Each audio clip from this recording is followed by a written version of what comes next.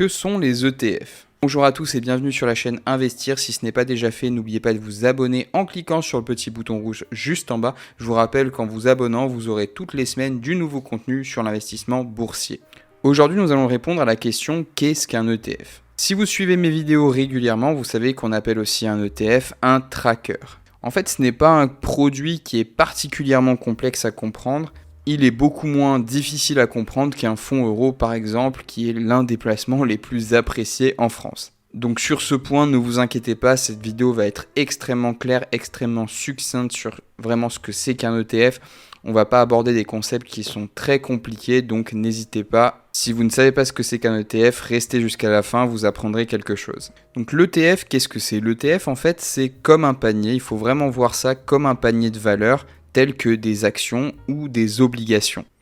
Il est aussi négociable en bourse, ça veut dire qu'on peut l'acheter et le vendre tout au long de la journée de bourse, soit de 9h du matin à 17h30, sur la bourse de Paris Euronext. Sachez que tous les ETF disponibles sur la bourse de Paris devraient être accessibles dans toutes les banques françaises ou chez les courtiers en actions. Les ETF au niveau de leur structure vont être un petit peu comme des fonds classiques. D'ailleurs techniquement, il s'agit d'organismes de placement collectifs en valeur mobilière. En France, ces ETF sont notamment soumis aux règles évidemment des marchés Euronext et au contrôle de l'autorité des marchés financiers, la fameuse AMF.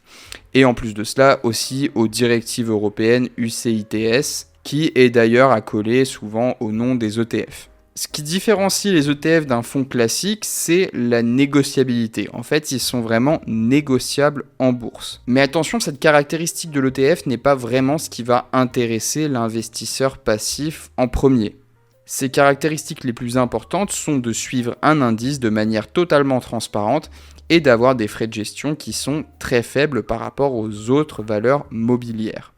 La principale caractéristique d'un ETF, ça va être l'indice qu'il va suivre. C'est en fait l'élément le plus important du tracker. Il va suivre par exemple l'indice CAC 40 ou l'indice MSCI World.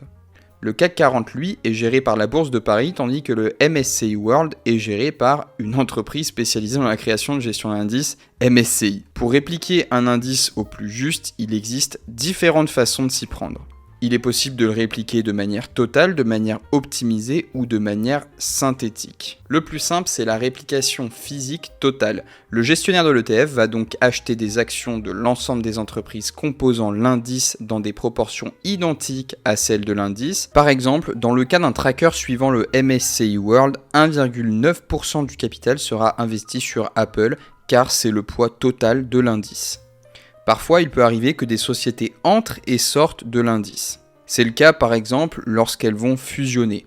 À ce moment-là, le gestionnaire doit alors adapter son portefeuille d'actions en conséquence évidemment de toutes ces fluctuations qui peuvent arriver sur un marché donné. Un ETF, c'est extrêmement transparent. Si vous allez par exemple sur le site de l'émetteur d'ETF eShares, vous trouverez la composition détaillée du tracker eShares MSCI World UCITS ETF.